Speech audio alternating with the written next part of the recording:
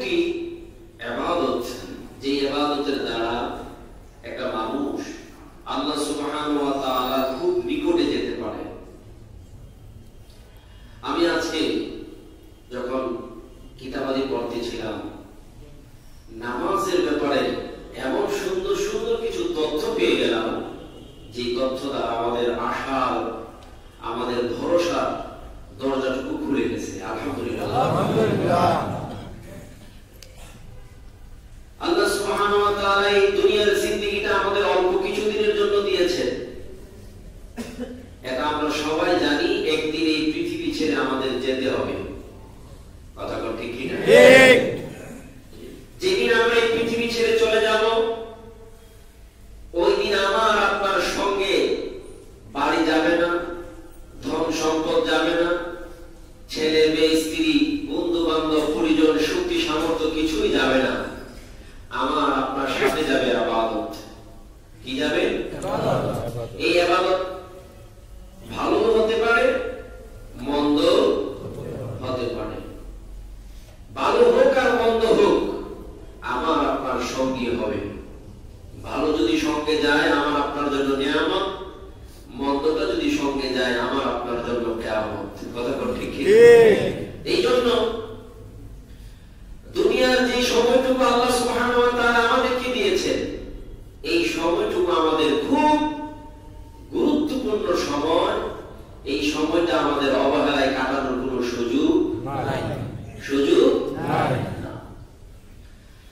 আল্লাহ সুবহানাহু ওয়া তাআলা কিয়ামতের কঠিন মুহূর্তে বান্দা যখন হিসাব নেওয়া শুরু করবেন, হাদিস শরীফের মধ্যে এসেছে, কোরআনুল কারীমের মধ্যে আমার আল্লাহ সুবহানাহু ওয়া তাআলা নিজেই বলেন, আমি বান্দাকে কিয়ামতের ময়দানে সর্বপ্রথম যে জিনিসটা প্রশ্ন করব, ওই জিনিসটা হলো আমার বান্দা দুনিয়ার জমিনে নামাজ পড়ছে কিনা, আমি এই কথা জিজ্ঞাসা করব।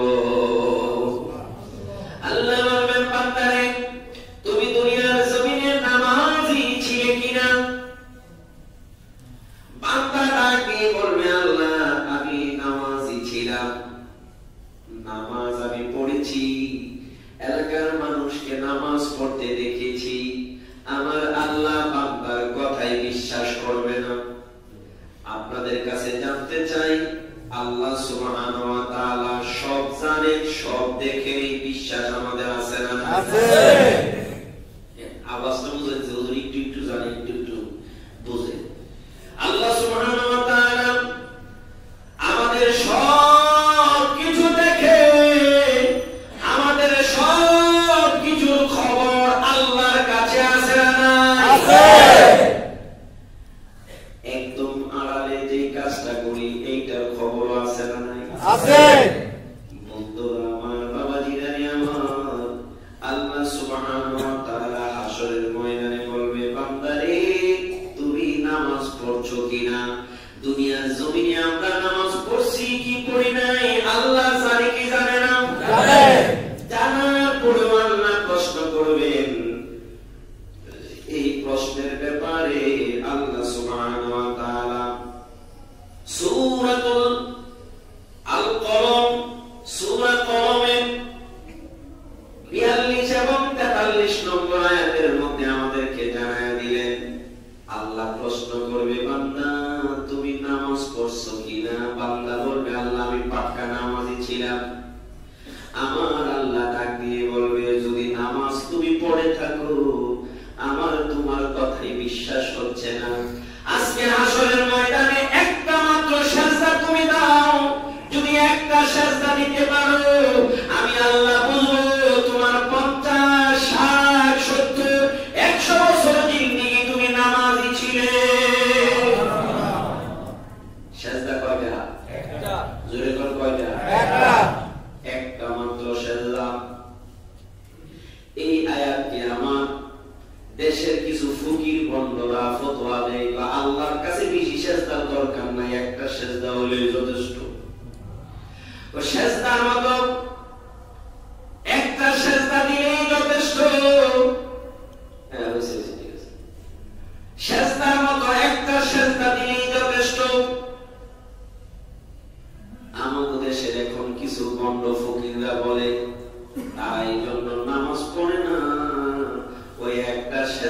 জীবনে দেব, এই সেজদাটাই কাফি, যথেষ্ট। ও আমার বন্ধু বাবা ভাইরা, তারা আবার দলিল দেয় কোরআন থেকে সূরা কলমের 42-43 নম্বর আয়াত। আল্লাহ সুবহানাহু ওয়া তাআলা কিয়ামতের ময়দানে বলবে, বান্দারে তুমি গোটা জিন্দেগি ভর নামাজি ছিলে, স্বীকৃতি দিলে, আমি আজকে তোমার কাছ থেকে তুমি নামাজি ছিলে কিনা জানতে চাই। আমার আল্লাহ বলবে, বেশির দরকার নাই, একটা মাত্র সেজদা দাও। আমার আল্লাহ কোরআনে এটা জানিয়ে দিলেন, ইয়াউমা ইউকশাফু আন সাকিন ওয়া ইউদউনা ইলাস সুজুদি ফালা ইয়াসতাতিউন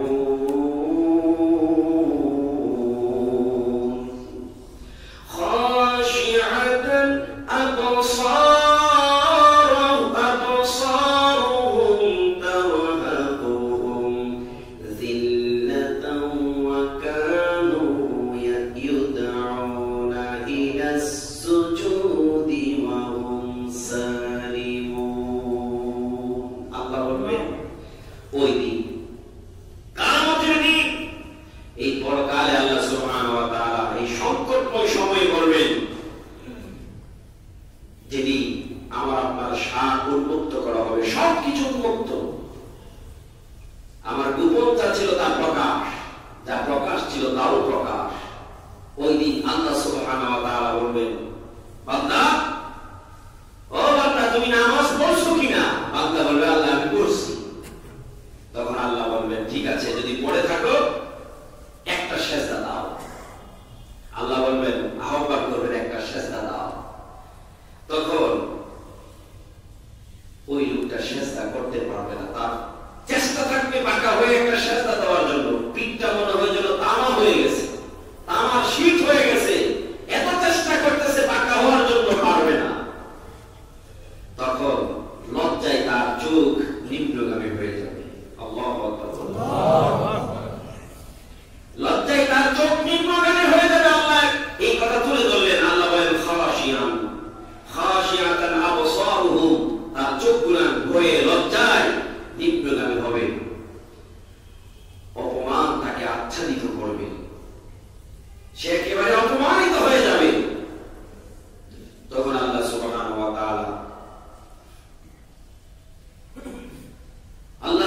ওয়া তাআলা জাহান্নামের তাকে নিক্ষিপ্ত করবেন। আল্লাহ জানিয়ে দিবেন যে পৃথিবীতে তাদেরকে সেজদা দেওয়ার জন্য পাঠানো হয়েছিল। পৃথিবীতে কিসের জন্য পাঠানো হয়েছে? সেজদার জন্য। আল্লাহ বলে দিবেন, তাদেরকে নামাজের জন্য দুনিয়ার জমিনে পাঠানো হয়েছিল, কিন্তু তারা সুস্থ থাকার পরেও নামাজ পড়ে নাই। আল্লাহ কোরআন, আমার আল্লাহ কোরআন বলেন, আকিমুস সালাতা ওয়া আতুজ যাকাতা ওয়ারকাউ মা'আর রাকিঈন। আল্লাহ বলেন, তোমরা নামাজ কায়েম করো, যাকাত প্রদান করো, রুকুকারীদের সাথে তোমরা রুকু করো, সেজদাকারীদের সাথে সেজদা দাও, তথা নামাজীদের সাথে নামাজ পড়ো। এই আয়াতে কারিমা দ্বারা জামাতে নামাজের ব্যাপারে আমার আল্লাহ রাব্বুল আলামিন গুরুত্ব প্রকাশ করেছেন। নামাজের যখনই সময় হয়ে যাবে, ওই বান্দা আর দুনিয়ার দিকে, দুনিয়ার কাজের দিকে ধাবিত হবে না। ওই বান্দার কাজ হলো আযান হওয়ার পরে মসজিদে মুখী হওয়া, ঠিক কিনা? এই জন্য শিল্পী বলেন, নামাজকে বলো না কাজ আছে, কাজকে বলো নামাজ আছে, ঠিক কিনা? নামাজের সময় যখন হয়ে যাবে, সব কাজ কর্ম ছেড়ে দিয়ে আমরা নামাজের দিকে আসবো। রাজি আছি না? ও আমার বন্ধু বাবার ভাইরা, আল্লাহ সুবহানাহু ওয়া তাআলা আমাদের জন্য কত নিয়ামত নামাজের জন্য রেখেছেন। কোনোভাবেই যেন নামাজ আপনি গুনাহ করেন তারপরও নামাজ ছাড়বেন না, অন্যায় করেন তারপরও নামাজ ছাড়বেন না। কত বড় নিয়ামত নামাজের মধ্যে। আল্লাহর নবী রাহমাতুল লিল আলামিন নবী বলেন, হযরতে আবু যর গিফারি রাদিয়াল্লাহু তাআলা আনহু থেকে হাদিস শরীফ প্রভু আবু যর গিফারি আল্লাহর নবীর সাথে রওনা করলেন শীতকালে। আল্লাহর নবী ঘর থেকে বের হলেন, বের হয়ে রাস্তা দিয়ে হাঁটছেন।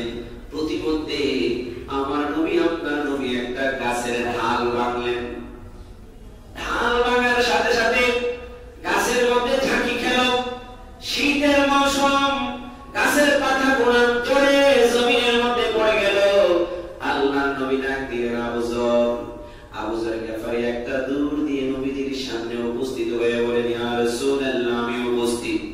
আমার নবী আপনার নবী বলেন, আবু যর শুনেন, যদি আমার উম্মতেরা নামাজ পড়ে তাহলে গাছের পাতাগুলো যেমনি ভাবে জড়ে জড়ে পড়ে গেছে, ঠিক এমনি ভাবে নামাজে যখন আমার উম্মতরা দাঁড়ায় যায়, আল্লাহর বান্দা যখন নামাজে দাঁড়ায় যায়, তার গুনাহগুলো ঠিক এমনি ভাবে জড়ে পড়ে যায়। এই জন্য গুনাহ আমরা করব, আমরা মানুষের একটা আদত হলো অন্যায় করবে, অপরাধ করবে। আমার আল্লাহ বলেন, বান্দারে তুমি অন্যায় করবে, ক্ষমা চাওয়ার রাস্তায় তুমি চলে যাবে, আমি আল্লাহ তোমারে ক্ষমা করে দিব। ওর কাজ হলো অন্যায় করা, আর আমি আল্লাহর কাজ হলো ক্ষমা করে দেওয়া। সুবহানাল্লাহ। আমি চমৎকার একটা হাদিস শরীফ পেয়ে গেলাম, মাত্র কিছুক্ষণ আগে পাওয়ার কারণে মুখস্থ করতে পারি নাই, কাগজের মধ্যে আমি টুকি নিয়ে আসলাম। ও আমার বন্ধু বাবারা ভাইরা, হযরতে আনাস রাদিয়াল্লাহু তাআলা আনহু থেকে হাদিস শরীফটা বর্ণিত। হযরতে আনাস রাদিয়াল্লাহু তাআলা আনহু বলেন, আমরা নবীজির কাছে বসা, আল্লাহর নবী আমাদের সামনে বসে বসে নসিহত করেছেন। ওই মুহূর্তে একজন লোক নবীজির কাছে এসে বলে, ইয়া রাসূলুল্লাহ, আমি অনেক বড় একটা অন্যায় করে ফেললাম। নবী গো, ইসলামে যে শাস্তি ওই অন্যায়ের জন্য মওজুদ, ওই শাস্তি আমার জন্য ধার্য করুন, কারণ আমি দুনিয়ায় শাস্তি ভোগ করতে রাজি, পরকালে না। ইয়া রাসূলুল্লাহ, আপনি আমার এই অন্যায়ের জন্য কোরআনে যে বিধান, ওই বিধান বাস্তবায়ন করুন। আল্লাহ নবী কিছুই বললেন না, কি অন্যায় করেছো, কি না কি, কিছু না বলে নামাজের সময় হয়ে গেল। মসজিদে নববীতে আযান হয়ে গেল। আল্লাহ নবী নামাজের জন্য প্রস্তুতি নিলেন, নামাজ শুরু করে দিলেন। ওই লোকটাও ওযু বানিয়ে এসে আল্লাহ নবীর পিছে নামাজ সমাপ্ত করলেন। ও আমার মুসল্লি বন্ধুরা, খেলায় খেলায় আমরা নামাজ ছেড়ে দেই। কখন কোন সময় আজরাইল আমাদের সামনে দাঁড়িয়ে যাবে আমরা জানি না। আজকে যুবক ভাবতে পারেন, আমি মনে হয় বৃদ্ধ হলে মৃত্যুবরণ করব। না রে না যুবক, তোমার মতো আমার মতো কত যুবক আজকে কবরে, ঠিক কিনা? এই যুবক, তুমি বাসা থেকে বের হয়েছো, বন্ধু বান্ধবকে নিয়ে আড্ডা মারবে। এই বন্ধু বান্ধবদের আড্ডার মধ্যে নিয়ে আজরাইল তোমার জানটা বের করে নিতে পারে। ওই বন্ধু বান্ধবদের মাঝে তুমি ঢলের জমিনে পড়ে যেতে পারো। তোমাকে বন্ধু বান্ধবরা ধরে হাসপাতালে নিয়ে যাবে, তোমার বাসায় জানেও না তোমার কি অবস্থা। কিছু সময় পরে তোমার আব্বার কাছে ফোন যাবে, মার কাছে ফোন যাবে, আপনার ছেলে ইন্তেকাল করেছে। ও যুবক, নামাজ কেন ছেড়ে দাও রে? আজকে আমি আপনি যুবক, আজকে যারা বৃদ্ধ হয়েছে তারাও একদিন যুবক ছিল, ঠিক কিনা? এই জন্য বন্ধুরা, অবহেলায় সময় কাটানোর সুযোগ আমাদের নাই। এই কথা বলার সুযোগ নাই। সময় হোক নামাজ পড়ো। 5 ওয়াক্ত নামাজের ব্যাপারে আমরা আজকে থেকে যত্নবান হয়ে যাব। অন্যায় হলো, অন্যায়ের মধ্যে দিয়ে যদি নামাজ পড়ি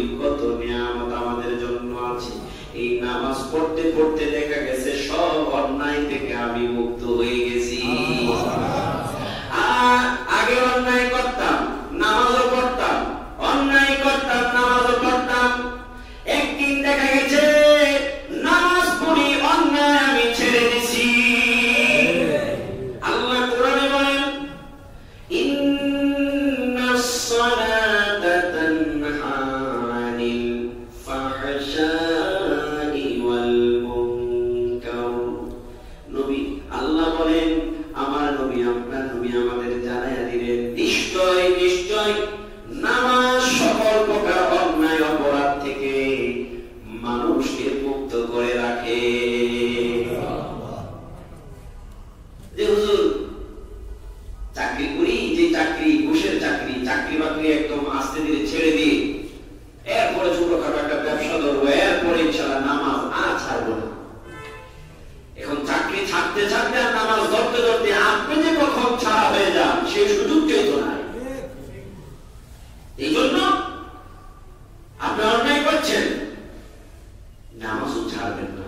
নামাজটা সত্য করে ধরেন, দেখবেন সত্য করে নামাজ ধরার কারণে আপনার অন্যায় আস্তে আস্তে আপনার কাছ থেকে দূরে চলে গেছে। এই হাদিস শরীফটা যখন পড়ছিলাম আমার মনটা ভরে গেল, আশার দরজা খুলে গেল। আল্লাহ নবীর সামনে সাহাবী এসে বলে, ইয়া রাসূলুল্লাহ, এত বড় অন্যায় আমি করেছি গো নবী, যদি আমাকে আপনি এই অন্যায়ের কথা শুনে বড় শাস্তি দিবেন। ও নবী গো, কোরআনে যে শাস্তি আছে ওই শাস্তির ব্যবস্থা আমার জন্য করেন, কারণ দুনিয়ার কষ্ট আমি সহ্য করতে পারবো, পরকালের কষ্ট আমার সহ্য হবে না। আল্লাহ নবী রহমাতাল লিল আলামিন নবী নামাজের সময় হয়ে গেল, নামাজের মধ্যে দাঁড়িয়ে গেলেন। ওই লোকটা ওযু করে এসে নবীজির পিছনে নামাজ আদায় করলেন। নামাজ শেষ হওয়ার পরে আল্লাহ নবী আবার সাহাবীদের দিকে ঘুরে বসলেন। বসার পরে ওই লোকটা আল্লাহ নবীর সামনে এসে হাজির হলেন। হাজির হয়ে বলেন, ইন্নী আসাবতু হাত্তান ফাআকিম ফি কিতাবাল্লাহি। আমার নবী আপনার নবীর কাছে এসে বলে, হে আল্লাহর রাসূল, আমি শাস্তিযোগ্য অপরাধ করেছি গো নবী, আমি অনেক বড় অন্যায় অপরাধ করেছি যার শাস্তি কোরআনের মধ্যে নির্ধারিত আছে। ও নবী, আপনি কিতাবুল্লাহ থেকে, আল্লাহ কোরআন থেকে যে বিধান, ওই বিধান মোতাবেক আমার শাস্তির ব্যবস্থা করুন। আল্লাহ নবী আবারও তাকে জিজ্ঞাসা করেন না, তুমি কি গুনাহ করেছো, কি অপরাধ করেছো? নবীজি প্রশ্ন করলেন, ও সাহাবী রে, ও সাহাবী, আলাস্তা আদ সাল্লাইতা মা'ানা, ও সাহাবী, তুমি কি আমাদের সাথে নামাজ আদায় করছো? সুবহানাল্লাহ। আল্লাহ নবী জিজ্ঞাসা করলেন, সাহাবী রে, তুমি কি আমাদের সাথে নামাজ আদায় করছো কিনা?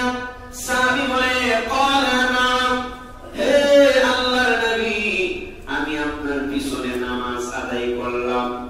এবার আমার নবী আপনার নবী কি বললেন? নবীজি বলেন, ক্বালা ফা ইন্নাল্লাহা ক্বাদ গাফারা লাকা যামবাকা আও ক্বালা হাদ্দাকা। যাবানটা খুলে কোন আল্লাহু আকবার। আমার নবী আপনার নবী বলেন, নিশ্চয় নিশ্চয় আল্লাহ তোমার গুনাহ, তোমার অপরাধ আল্লাহ সুবহানাহু ওয়া তাআলা ক্ষমা করে দিয়েছে, কারণ তুমি নামাজ আদায় করেছো। যেই লোকটা নামাজের মধ্যে দাঁড়ায়া যায়, অপরাধ স্বীকার করে আল্লাহর দরবারে আসামি সেজে যায়, আল্লাহ সুবহানাহু ওয়া তাআলা তার গুনাহগুলি মাফ করে দেয়। আমার বন্ধুরা, ভাইরা, অন্য হাদিস শরীফের মধ্যে এসেছে, আল্লাহ নবী বলেন, ইন্নাল আবদা ইযা কামা ইলাস সালাতি ওয়া ক্বালা আল্লাহু আকবার ওয়া ক্বালা আল্লাহু আকবার খারাজা মিন যুনুবিহি কায়াউমি ওয়ালাদাতহু উম্মুহু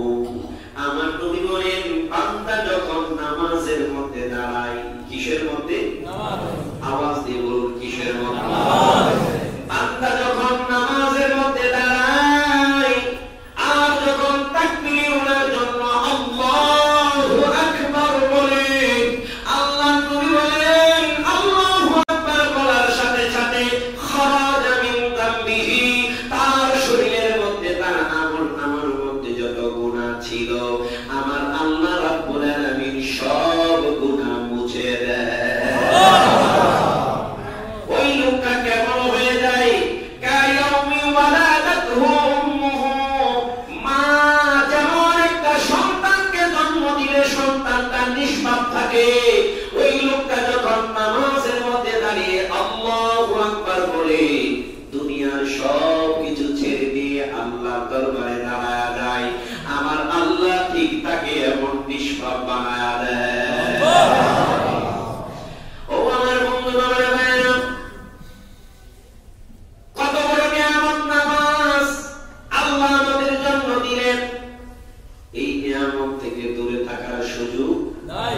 কথা কয় না, সুযোগ নাই। এই নিয়ামত থেকে দূরে থাকার সুযোগ নাই। এই জন্য আমরা যারা নামাজ পড়তাম না, শুধু জুমার দিনে নামাজে আসতাম, 5 ওয়াক্ত নামাজ পড়ার দরকার আছে না নাই? আছে। 5 ওয়াক্ত নামাজ আমরা ধরব। যারা আমরা 5 ওয়াক্ত নামাজ নিয়মিত পড়ি, আমাদের আরো যত্নবান হওয়ার প্রয়োজন। কোনোভাবেই যেন একটা ওয়াক্ত নামাজও আমার আপনার কাছ থেকে না ছুটে যায়। ও আমার বন্ধু বাবারা ভাইরা, নামাজি ব্যক্তি আল্লাহর দরবারে যখন দাঁড়াবে হাসরের ময়দানে, 5 ওয়াক্ত নামাজ লোকটা জামাতের সাথে আদায় করত, ওই লোকটা কত বড় নিয়ামতের অধিকারী। সুবহানাল্লাহ। হাদিস শরীফের মধ্যে আসলো, আল্লাহর নবী রাহমাতাল লিল আলামিন নবী বলেন, যেই লোকটা দুনিয়ার জমিনে 5 ওয়াক্ত নামাজ আদায় করত, ওই লোকটা যখন হাসরের ময়দানে দাঁড়াবে, ওই লোকটার দিকে সবাই বারবার তাকাবে। হাদিসে আসছে ঘাড় বাঁকা করে ওই নামাজি লোকটার দিকে তাকাবে। সুবহানাল্লাহ। সাহাবারা বলে, ইয়া রাসূলুল্লাহ, কেন ওই নামাজি লোকটার দিকে ঘাড় বাঁকা করে করে মানুষ তাকাবে? কিছু কিছু তাকানো, এক একজনে মনে করেন একটা মজলিসে 20 জন লোক আছে, একজন আসছে, আয়েশা একদম সবার সামনে এসে ধাম করে বসে গেছে, এর দিকে সবাই তাকা। দেখছো এই তাকানোটা কি তাকানো? অ্যাঙ্কার জন্য তাকানো, অর্থাৎ ক্রিসিস গুলো তাকানো, যে লোকটা সবগুলো মানুষ মুরব্বি টুপি পা দিয়ে এর সামনে বসে পিয়াদব। আবার একজন লোক আসছে, এখানে চিফ গেস্ট উপস্থিত, যে মজলিস এই মজলিসের চিফ গেস্ট আসার পর সবাই রাস্তা ছেড়ে দিয়েছে, উনি একসাথে সামনে বসছে একদম চেয়ারে, এখন ওনার দিকে সবাই তাকাচ্ছে। এই দুই তাকানোর মধ্যে পার্থক্য আছে না? আছে। হাসরের ময়দানে ঘাড় বাঁকা করে নামাজি ব্যক্তির দিকে তাকাবে, এই কথা যখন বললো, সাহাবারা প্রশ্ন করে, ইয়া রাসূলুল্লাহ, ঘাড় বাঁকা করে ওই লোকটার দিকে তাকাবে কেন? আল্লাহর নবী বলেন, ওই লোকটার দিকে ঘাড় বাঁকা করে তাকাবে এই জন্য, হাসরের ময়দানে লক্ষ লক্ষ কোটি কোটি বিলিয়ন বিলিয়ন মানুষ থাকবে দাঁড়ানো, নামাজি লোকটার চেহারার মধ্যে নূর চমকাইতে থাকবে, তার হাতের মধ্যে নূর চমকাইতে থাকবে, তার পায়ের মধ্যে নূর চমকাইতে থাকবে। ওই লোকটার নূর দেখে মানুষ বলবে, অন্যান্য লোকের চাইতে লোকটা আজকে আলাদা, কি এমন তার মধ্যে আছে হাসরের ময়দানে? ওই নূর দেখার জন্য সবাই গাল বাঁকা করে তাকাবে। জবান খুলে বলেন সুবহানাল্লাহ। আল্লাহর নবী বলেন, যেই লোকটা দুনিয়ার জমিনে 5 ওয়াক্ত নামাজ জামাতে আদায় করত, ওই লোকটা 5 বার ওযু করত, ঠিক কি না? ওই লোকটা 5 বার ওযু করত, ওই 5 বার ওযুর জায়গাগুলো নূরে চমকাইতে থাকবে। লোকটা নামাজ পড়তো, নামাজে না কপাল জমিনের মধ্যে লাগাইতো, হাত জমিনের মধ্যে লাগাইতো, যেই যেই জায়গাগুলো জমিনের মধ্যে লেগে লেগে একটু একটু দাগ পড়ে গেছে, ওই জায়গা গুনানের মধ্যে হাঁটু জমিনের মধ্যে লেগে হাঁটুটার মধ্যে দাগ পড়ে গেছে, পা জমিনের মধ্যে লেগে পায়ের মধ্যে দাগ পড়ে গেছে, কপাল জমিনের মধ্যে লাগার কারণে কপালের মধ্যে দাগ পড়ে গেছে। নামাজ পড়ার কারণে যেই জায়গা গুনার মধ্যে দাগ পড়ে গিয়েছিল, ওই জায়গা গুনার মধ্যে নূর চমকে ফেলবে। হযরত ঈসা আলাইহিস সালাম একজন পয়গম্বর, যে ঈসা পয়গম্বর আল্লাহর কাছে আবদার করেছিলেন, আল্লাহ গো তুমি আখিরি নবীর উম্মত আমায় বানায়া দাও। ওই ঈসা পয়গম্বর নদীর কিনারে দিয়ে হেঁটে যাচ্ছে, হঠাৎ করে তাকিয়ে দেখে একটা পাখি, খুব সুন্দর একটা পাখি, ময়লার স্তূপের ভিতরে একবার মাথাটা ঢোকায়, পাখা দিয়ে নাড়া দিয়ে সারা গায়ের মধ্যে ময়লা লাগায়, আবার একটা ওড়াল দিয়ে নদীর মধ্যে চলে যায়, পানির মধ্যে যাইয়া ডুব দিয়া সুন্দর শরীরটাকে পরিষ্কার করে ফেলে। পাখিটার বড় ভালো লাগতেছে। এমনি ভাবে পাখিটা একবার ময়লার স্তূপের ভিতরে ঢোকে, আরেকবার নদীর মধ্যে যাইয়া পরিষ্কার হয়। নদীর কিনারে এসে পাখা গুড়ান নাড়া দিয়ে পানিটুকু ফেলে আবার ময়লার স্তূপের মধ্যে ঢুকে যায়। ঈসা পয়গম্বর কই আশ্চর্য ব্যাপার, পাখিটা এমন করছে কেন? ময়লা নিজেই লাগাইতেছে, আবার সাগরের মধ্যে গিয়ে ডুব দিয়ে পরিষ্কার হচ্ছে। হযরত ঈসা আলাইহিস সালাম চিন্তায় পড়ে গেল। হযরত ঈসা আল্লাহকে ডাক দিলেন, আল্লাহ বুঝলাম না, তোমার এই পাখিটা আমার সামনে রাখলাম, আমি দেখলাম দাঁড়িয়ে দাঁড়িয়ে নীরবে পাখিটার দৃশ্য দেখলাম, নিজেই গায়ের মধ্যে ময়লা লাগায় আবার যায় ডুব দেয়, সুন্দর করে পরিষ্কার করে আবার রুদ্রের আলো লাগাইয়া ঝাড়া দিয়ে পানিগুলো মুছে ফেলে, মুছে আবার যাইয়া ময়লার স্তূপে নিজেই ময়লা লাগায়। আমার আল্লাহ জিবরাইলকে পাঠিয়ে দিলেন, জিবরাইল যাও যাও ঈসা পয়গম্বরকে পাখির মারিফতটা বুঝায়া দাও, গোপন তথ্যটুকু বুঝায়া দাও। হযরত জিবরাইল আলাইহিস সালাম আসলেন, এসে বললেন, ও ঈসা পয়গম্বর, এই পাখিটা ময়লা লাগায়া নদীর মধ্যে ডুব দিছি, আপনি এটা নিয়ে বড় চিন্তায় পড়ে গেলেন, গবেষণা করে কিছুই বের করতে পারেন নাই। ঈসা পয়গম্বর কই না না না, আমি বুঝে কিছুই বের করতে পারি নাই। হযরত জিবরাইল আলাইহিস সালাম বলে, ঈসা পয়গম্বর, আখিরি জামানায় একজন পয়গম্বর আসবেন, যিনার নাম হলো মুহাম্মদ। জোরে বলুন সাল্লাল্লাহু আলাইহি ওয়াসাল্লাম। আখিরি পয়গম্বর হযরত মুহাম্মদ সাল্লাল্লাহু আলাইহি ওয়াসাল্লাম আসবেন। ওনার উম্মত গুনাহের জন্য 5 ওয়াক্ত নামাজ থাকবে। ওই উম্মত গুনাহ গায়ের মধ্যে পাখিটা যে রকম ময়লা লাগায়া নদীর মধ্যে ডুব দিলে পরিষ্কার হয়ে যায়, ঠিক গুনার বোঝা নিয়া ওই নবীর উম্মতেরা নামাজে যখন দাঁড়ায়া যাবে, ঠিক এমনি ভাবে তারা তাদের শরীরটা পরিষ্কার করে ফেলবে। মসজিদে এসে নামাজ আদায় করবে, গুনার বোঝা নিয়ে মসজিদ থেকে যখন বের হবে একটা গুনাহ তাদের থাকবে না।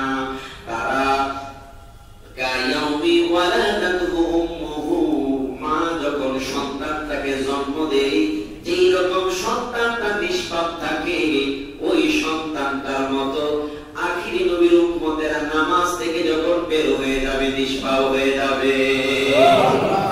আমরা দেখি অনেকে নামাজের শেষদা অবস্থায় ইন্তিকাল করে, আছে না এরকম? তারা বড় সৌভাগ্যবান। গত কিছুদিন আগে তো এক ইমাম সাহেব ইয়াতে যাত্রাবাড়ির ওখানে ড্যামরা, আমরা দেখছি পত্রিকার মতো আসছে, ড্যামরায় ফজরের নামাজ পড়ানো অবস্থায় উনি দ্বিতীয় সেজদায় যে গেছেন আর উঠেন না। মুসলিমরা তো কিছু আছে যে কিরে হুজুর দিয়ে আজকে এমন লম্বা সেজদা দিছে আর উঠে না। দেখেন অনেক সময় আমি আত্তাহিয়াতু যখন পড়ি, আত্তাহিয়াতু পড়তে গিয়ে তো অনেক সময় দেখা গেছে একটা হাইমও আসে না। অনেক সময় আত্তাহিয়াতু পড়তে গিয়ে নাকে মুখে উঠতে পারে, দেখা গেছে একটু সময়, অন্যান্য সময় যে সময়টাই পড়ি ওই দিন ওই সময়টা থেকে একটু বেশি সময় লাগছে। এখন মুসলিম তো আত্তাহিয়াতু পড়ে শেষ করে ফেলাইছে, উনি যে শেষ করে ফেলাইছে আর এক মিনিট বসার সুযোগ নেই, উনি শুরু হয়ে গেছে যে হুজুর আমার তো শেষ, আপনার শেষ হবে কেন? ইমাম সাহেব হুজুর সেজদা থেকে আর উঠে না, মুসলিম তো আশ্চর্য হইতেছে না। একজন মাথাটা একটু তুলে দেয় যে কি রে হুজুর আজকে কোন সেজদা দিল, দেখে যে হুজুর কাত হয়ে এক সাইডে পড়ে গেছে।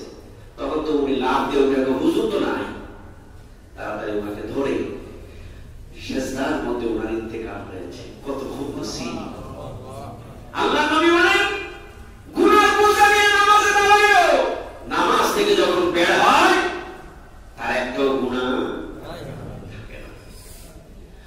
হাদিস শরীফের মধ্যে আসছে মসজিদে কেন আমরা জামাতের সাথে নামাজ আদায় করব?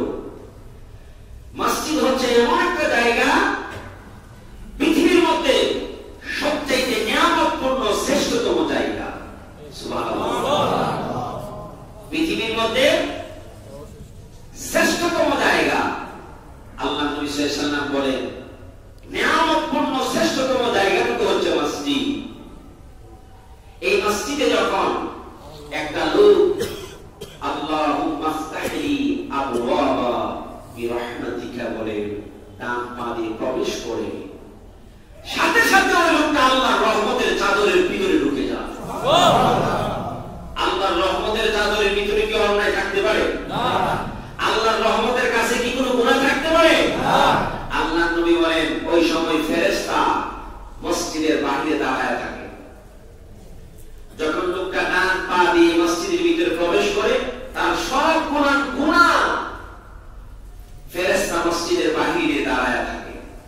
লোকটা যখন মসজিদে প্রবেশ করে তখন বেগুনাহ মাসুম হয়ে প্রবেশ করে। জামাটা খুলে কোন সুবহানাল্লাহ। এখন বলতে পারেন যে হুজুর এই বেগুনাহ মাসুম হয়ে মসজিদে ঢুকা আমার মাসুম ভাইয়ের মোবাইল নিয়ে গেল, ব্যাপারটা বুঝলাম না। এই যে এখন মাসুম ভাইয়ের সামনে মোবাইল রাখা সুন্নাত করতেছে, উনি তো নামাজে দাঁড়াইছে, সামনের দিকে মোবাইল বের আল্লাহর রহমতের বাইরে গেছে।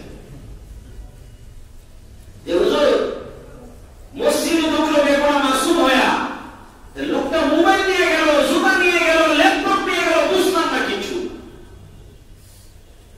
এটার পিছনে সুন্দর কারণ আছে। কারণটা কি? সব কথায় আমি বুঝাই দিচ্ছি। কারণটা হলো মসজিদের মধ্যে যিনি মোবাইলের জন্য ঢুকেন উনি নামাজের জন্য ঢুকেন না। কথা কয় না। উনি ইবাদতের জন্য ঢুকেন না, উনি সিজদা দেওয়ার জন্য ঢুকেন না, উনি আল্লাহর সামনে দাঁড়ানোর জন্য ঢুকেন না। কথা কয় ঠিক কি না? যিনি আল্লাহর জন্য আসে না তার জন্য আল্লাহও থাকে না। সব কথায় বুঝিয়ে দিলাম, এটার আরো অনেক কথা আছে। আর যেই মুসল্লি মসজিদে নামাজে আল্লাহর জন্য ঢুকে আল্লাহ বলেন আমি পার হয়ে গেলাম। আর আল্লাহ যদি আমার আপনার থাকে আর আমার আপনার হয়ে যায় তাহলে কোনো চিন্তা আছে না। এই জন্য আল্লাহ নবী বলেন একটা লোক যখন নামাজের মধ্যে দাঁড়ায় যায়, নামাজে দাঁড়ানোর সাথে সাথে আমার আল্লাহর সাথে ওই বান্দা কথা বলে। কার সাথে কথা বলে? আল্লাহর সাথে। নামাজ হচ্ছে আল্লাহর সাথে বান্দার কথা বলার জায়গা। আল্লাহর সাথে বান্দা কথা বলে, যিনি হচ্ছেন খালেক, যিনি সৃষ্টিকারী, ওই আল্লাহর সামনে দাঁড়িয়ে বান্দা কথা বলছে। ওই বান্দা কিভাবে অন্যায় অপরাধ থাকতে পারে? ঠিক কিনা? এই জন্য আমার মুসলিম বন্ধুরা আগামী জুমা ইনশাআল্লাহ এই বিষয়ে কথা বলবো। এই মাসে হযরত আবু বকর সিদ্দিক রাদিয়াল্লাহু তাআলা এর ইন্তেকাল দিবস, এই বিষয়ে কিছু কথা বলার প্রয়োজন। আবু বকর সিদ্দিক রাদিয়াল্লাহু তাআলা এমন নামাজি ছিলেন যে নামাজ আল্লাহ নবী সাল্লাল্লাহু আলাইহি ওয়াসাল্লামের কাছ থেকে শিখেছেন। ঠিক কিনা? ঠিক। হযরত আবু বকর সিদ্দিক রাদিয়াল্লাহু তাআলার স্ত্রী একটা কোন, উনি বলেন আমি আবু বকর সিদ্দিককে দেখতাম এত বেশি নামাজ পড়তো, রাতের বেলায় আমার মনে হতো না উনি ঘুমাতেন, সারা রাতই দাঁড়িয়ে দাঁড়িয়ে আল্লাহর ইবাদত করতেন। ফরজের পাশাপাশি ওনারা অধিক পরিমাণে নফল ইবাদত বন্দেগী করতেন। আমার মুসলিম বন্ধুরা নামাজের দরকার আছে না? আমরা জানি নিশ্চিত একদিন আমাদের মরণ হবে, পৃথিবী ছেড়ে আমাদের যেতে হবে। যেহেতু যেতেই হবে, টাকার পিছনে না দৌড়ায়া, সম্পদের পিছনে না দৌড়ায়া, একজনের পিছনে আরেকজন না দৌড়ায়া, একজনকে কেমনে পেছে পালাবো এই চিন্তা না করে আল্লাহ সুবহানাহু ওয়া তাআলার দিকে আগায় আসা প্রয়োজন। আর নামাজ এমন একটা ইবাদত যে ইবাদত দ্বারা সব অন্যায়কে ধুয়ে মুছে আপনাকে পুতু পবিত্র করে দিবে। এই জন্য হাসরের ময়দানে আল্লাহ সুবহানাহু ওয়া তাআলা সর্বপ্রথম যেই প্রশ্নটা করবেন সেটা হলো নামাজের হিসাব। এই জন্য